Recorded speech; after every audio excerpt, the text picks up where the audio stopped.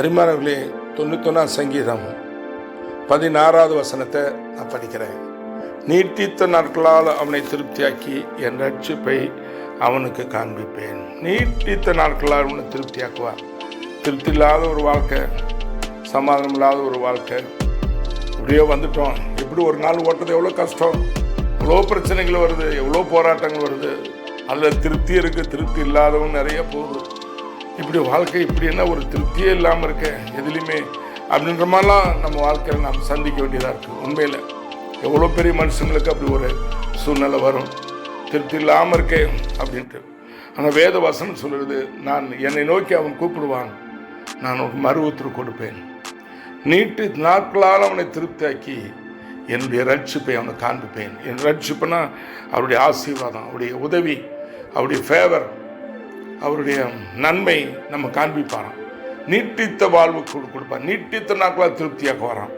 உலகம் நம்மை திருப்தியாக்காது, ஆண்டவர் நம்மை திருப்தியாக்குவார். அவர் சொல்ற, நீட்டித்த நாட்களால் அவனை திருப்தியாக்குவேன், ரட்சிப்பை அவனை காட்டுவேன். ஆகவே நீங்க கவலைப்பட வேணாம். எந்த சூழ்நிலையிலும் நீட்டித்த நாட்களால் அவனை திருப்தியாக்கி என் ரட்சிப்பை அவனை காட்டுவேன்.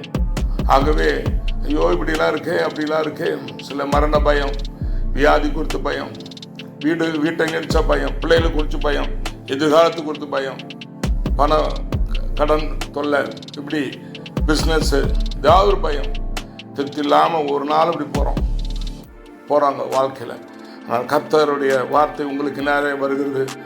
நான் நீட்டித்த நாட்களால் உன்னை திருப்தியாக்குவேன். உன் வாழ்க்கையை திருப்தி இல்லாத உன் வாழ்க்கையை திருப்தியாக்குவேன். மதுரம் இல்லாத உன் வாழ்க்கையை மதுரமாக்குவேன். கசந்து போன உன் வாழ்க்கையை நான் மதுரமாக்கி நீட்டித்த நாட்களால் நீட்டித்த வாழ்வு உனக்கு கொடுப்பேன்.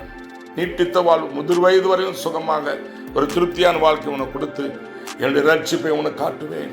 என்னுடைய உதவி, என்னுடைய ஃபேவர், என்னுடைய ஆசீர்வாதத்தை நான் உனக்கு காட்டுவேன். நானே உன் தேவன் என்று. ஆகவே நீ பயப்படாதே. என்னை நோய் கூப்பிடும் பொழுது நான் உனக்கு நீட்டித்த வாழ்வு, நிரந்தர வாழ்வு கொடுத்து ரட்சிப்பை உனக்கு காட்டுவார். இன்றைக்கே அதை கர்த்தர் உங்களுக்கு செய்கிறார். God bless you.